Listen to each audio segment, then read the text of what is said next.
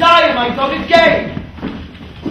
Belonging to the Lady Olivia, friends? Aye, sir, we are some of her trappings. I know thee well. How dost thou, my good fellow? Truly, sir, the better for my foes and the worse for my friends. Just the contrary, the better for thy friends. No, sir, the worse. How can that be? Marry, sir, they praise me and make an ass of me. Now my foes tell me plainly that I am an ass, so that by my foes I profit in the knowledge of myself, and by my friends I am abused. So that your 4 conclusions make your 2 negatives. So, the better for my friends? No, the worse for my friends and the better for my foes. This is excellent. Truly, sir, no. Though it please you to be one of my friends. Thou shalt not be the worse for me. There's gold. But that it would be double dealing, sir. I would you could make it another. You give me no counsel? Put your grace in your pocket, sir, and let your blood and flesh obey it. Well, I'll be so much a sinner to be a double dealer. There's another. Primo, secundo, tertio is a good play, and the old saying goes, a third pace rule. A triplex, sir, is a good tripping measure, or the bells of St. Bennet, sir, might put you in mind. 1, 2, 3. You can pour no more money out to me this fro. If you will let your lady know I'm here to speak with her and bring her along with you, it may awake my bounty further. Marry, sir. Lullaby to your bounty till I come again. I go, sir. Here comes the man, sir, that rescued me. That face of his I do remember well. Yet when I saw it last, it was made as black as Vulcan in the smoke of war. A barbary vessel was the captain of, for shallow draught and bulk unprizable. With which such grateful grapple did he make with the most noble bottom of our fleet. At very end, men the tongue of lost quite fame and honour on him. What's the matter? Orsino, this is that Antonio that took the Phoenix and her fraught from Candy. And this is he who did the tide aboard. My young nephew Titus lost his leg. Here in the streets, desperate and shame and state, in private babble did we apprehend him. He did me kindness, sir, to row my side, but in conclusion put a strange speech upon me. I know not was but distraction. Notable pirate, thou shalt water thief, what foolish boldness brought thee to their mercies, whom thou in terms so bloody and so dear hast made thine enemies? Orsino, noble sir, be pleased I shake off these names you give me. Antonio never yet was thief or pirate, though I confess I'm base and ground enough Orsino's enemy. A witchcraft drew me hither, that most ingrateful boy there by your side. From the rude seas enraged and foamy mouthed did I redeem. A wreck past hope he was, his life I gave him, and did thereto add my love without retention or restraint, all his in dedication. For his sake did I expose myself, pure for his love, into the danger of this adverse town.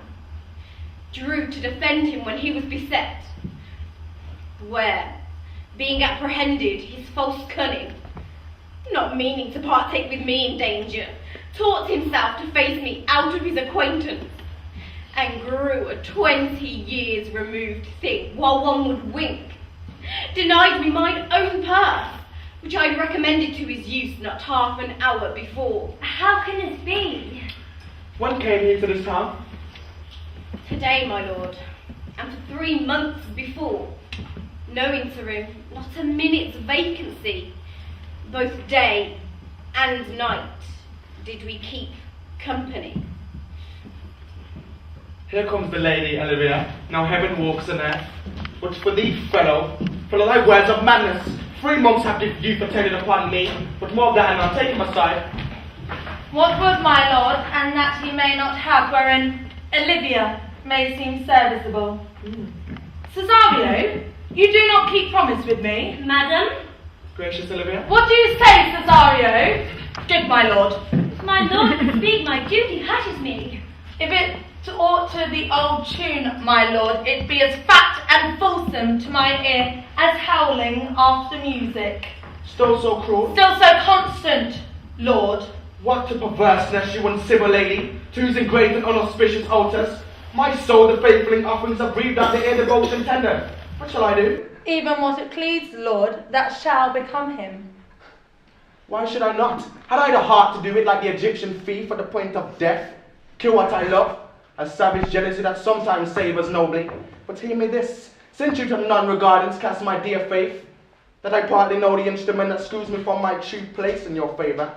Live you the marble-breasted tyrant still, but this your minion, whom I know you love, and whom by heaven I swear, I tender daily, in that I would tear out the cruel eye, where he sits crowned upon his master's spite. Come boy with me, my thoughts are ripe in mischief. I'll sacrifice a lamb that I do love to spite a raven's heart, even a dove. And I, most account to act, and willingly to do your rest, 1,000 deaths would die. Where goes Cesario? After him I love, more than I love these eyes, more than my life, more than e'er I shall love life. If I do feign, you witnesses above, perish my life, retaining of my love. I be detested! How am I beguiled? Who does beguile you? Who does do you wrong? Hast thou forgot thyself? Is it so long? Call forth the Holy Father! Come away! Whither, my lord? Cesario, husband, stay! Husband? Aye, husband, can you that deny? Her husband, sirrah? No, my lord, not I. Alas, it is the baseness of thy fear that makes thee strangle thy propriety. Fear not, Cesario, take thy fortunes up, be that thou knowest thou art, and then thou art, as great as that thou fearest. O welcome, Father, Father, I charge thee, by thy reverence, here to unfold what we intended to keep in darkness, what occasion now reveals, before 'tis ripe. What thou dost know hath newly passed between this youth and me. A contract of the eternal bond of love, confirmed by mutual joinder of your hands, attested by the holy close of lips, strengthened by interchangement of your rings, and all the ceremonies of this compact, sealed in my function by my testimony, since when my watch hath told me toward my grave, I have travelled but 2 hours. Thou dissembling cook, what would thou be in time of solar grizzle on thy case? Or will not thy craft so quickly grow, thine own ship shall be thine overthrow? Farewell, take her, or direct thy feet where thou and I henceforth may never meet. My lord, I do protest. Oh, do not swear, hold little faith, though thou hast too much fear. For the love of God, a surgeon, send one presently to Sir Toby. What's the matter? Has broke my head across, and given Sir Toby a bloody coxcomb too. For the love of God, your help. I had rather than £40 I were at home. Who has done this to you, Sir Andrew? The Count, gentlemen, one Cesario. We took him for a coward, but he's the very devil incarnate. My gentleman, Cesario? Odds, I think here he is! You hurt me for nothing, and that I did, I was set on to do it by Sir Toby. Why do you speak to me? I never hurt you. You drew your sword upon me without cause, but I bespake you fair and hurt you not. If a bloody coxcomb be a hurt, you have hurt me. I think you said nothing by a bloody coxcomb. But here comes Sir Toby halting. We shall hear more of this. Had he not been in drink, he would have tickled you other gates than he did. How now, gentlemen? How is it with you? It's all one! He's hurt me! And there's the end on it! Sot! Did see Dick Sturgeon sot? Aye, he's drunk, Sir Toby. His eyes were set at 8 in the morning. Then he's a rogue and a passing measured payman! I hate a drunken rogue! Away with him! Who has done this to them? I'll help you, Sir Toby, and we'll be dressed together. Will you help? An asshead, and a coxcomb, and a knave, a pig-faced knave, a god! Get him to bed and let his hurt be looked to. I'm sorry, madam. I've hurt your kinsman. But had it been the brother of my blood, I must have done no less to have saved him. You throw a strange regard upon me, and by that I perceive I hath offended you. Pardon me, sweet one, even for the vows we made each other but so late ago. One face, one voice, one habit but 2 persons, a natural perspective that is and is not. Antonio, oh kind Antonio, how the hours have racked and tortured me since I have lost thee. Sebastian, are you? Fear'st thou that, Antonio? How have you made division of yourself? An apple cleft in two is no more twin than these two creatures. Which is Sebastian? Most wonderful!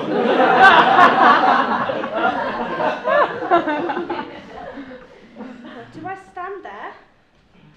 I never had a brother, nor can there be that deity in my nature of here and everywhere. I had a sister, whom the blind waves and surges devoured. Of charity, what kin you to me? What countryman, what parentage, what name? Of Messalene, Sebastian was my father, such as Sebastian was my brother too. So went he to a watery tomb. If spirits can assume both form and suit to come to fright us. A spirit I am indeed, but in that dimension grossly clad, which from the womb I did participate. Were you woman, as the rest goes even, I should let my tears fall upon your cheek and say, thrice welcome, drowned Viola. My father had a mole upon his brow, And so had mine. and died that day when Viola from her birth had numbered 13 years. Oh, that record is lively in my soul. He finished indeed his mortal act that day that made my sister 13 years. If nothing lacks to make us happy both, but to this my masculine usurped attire, do not embrace me, till each circumstance of time, place, fortune do cohere and jump that I am Viola, which to confirm, I'll bring thee to a captain in this town, where lie my maiden weeds, by whose gentle help I was preserved to serve this noble count. All of the occurrence of my fortune have been between this lady and this lord.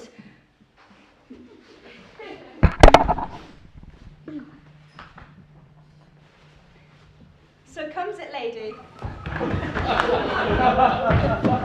You have been mistook, but nature and her bias doing that. You would have been contracted to a maid. Bearing by my life to see you. You are betrothed to both maid and a man. Be not amazed, right noble in his blood. If this be so, as yet the glass seems true, I shall have share in this most happy wreck. Thou hast said to me 1,000 times, thou never shouldest love a woman like to me. And all those sayings but I overswear, and all those swearings keep us true in soul. Give me thy hands and let me see thy woman's weeds. The captain that did first bring me upon shore hath my maid's garments. He, upon some action, is held in Malvolio suit, a caller and gentleman of my lady's. He shall enlarge him. Send Malvolio hither. And yet, alas, now I do remember me. They say, poor woman, she's much distract, a most extravagant frenzy of mine own, which my remembrance clearly banished hers. How does she, Sirrah? Truly, madam, she holds Beelzebub at a stave's end as well as a woman in her case may do. She has here writ a letter to you. I should have given it to you today morning, but a madman's epistles are no gospels, so it skills not much to have them delivered. Open it and read it. Look them to be well edified when the fool delivers the madman. My lord of Labruna! Art thou mad? No, madam. I do but read madness, and your ladyship shall have it as it ought to be. You must allow vox. Read in thy right wits. So I do, madam, but to read her right wits is to read thus. Therefore, perpend, princess, and give ear. Read it you, Sirrah. By the Lord, madam, you wrong me, and the world shall know it. Though you have put me into darkness and given your drunken cousin rule over me, yet have I the benefit of my senses as well as your ladyship. I have your own letter that induced me to this semblance I put on, with the which I doubt not, but to do myself much right, or you much shame. Think of me as you please.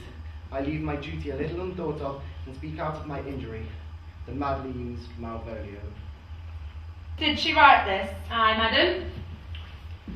See her delivered. Fabian, bring her hither. So please you, my lord, to think of me as well a sister as a wife. One day we shall crown the alliance on it. So please you, here at my home and at thy proper cost. Madam, I am most apt to embrace your offer. Your master quits you, and for your service done him, so much against the metal of your sex, so far beneath your soft and tender brooding. And since you call me master for so long, here is my hand, she from this time be your master's mistress. Oh, sister, you are she!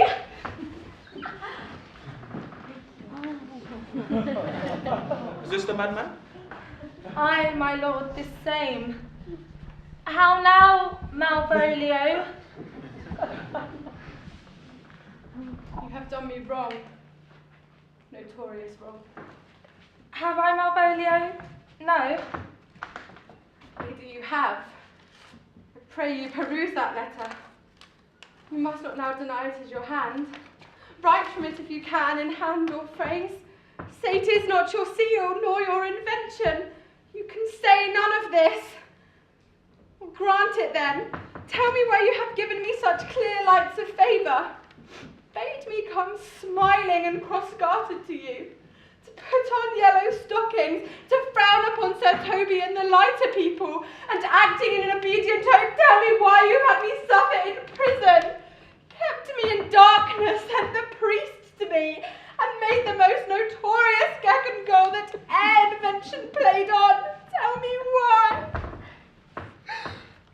Alas, Malvolio, this is not my writing, though I confess much like the character, that out of the question, this is Maria's hand. And now I do bethink me, it was she first told me thou wast mad, and came in smiling, and then in such forms presupposed upon thee in the letter. Prithee, be content.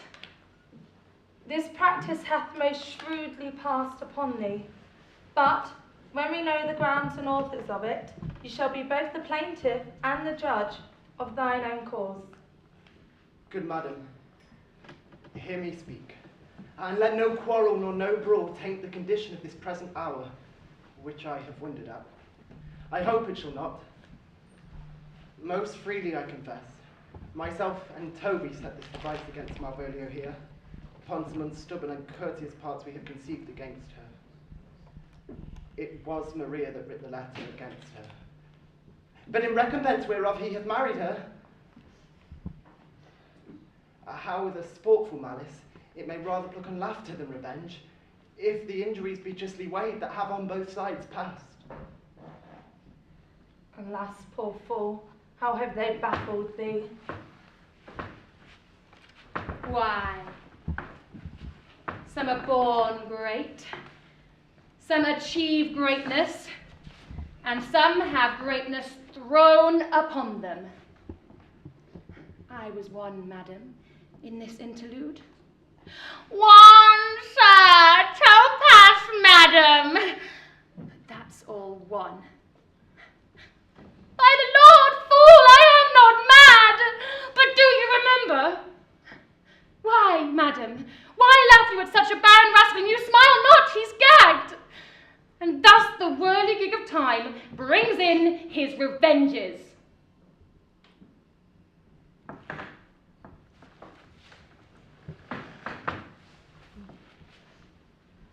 I will be revenged on the whole pack of you! She hath been most notoriously abused. Pursue her and entreat her to a peace. She have not told us of the captain yet. When that is known and golden time convents, a solemn combination shall be made. Meantime, sweet sister, we will not part from hence. Cesario, come. For so you shall be whilst you are a man, but to any other habits, you are seen or sinner's mistress, and this fancy's queen.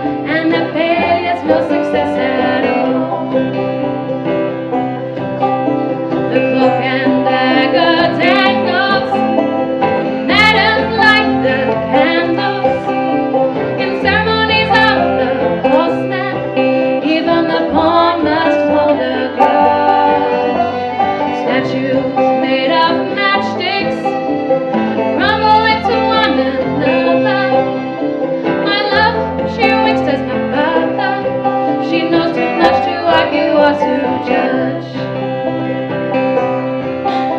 The bridge at midnight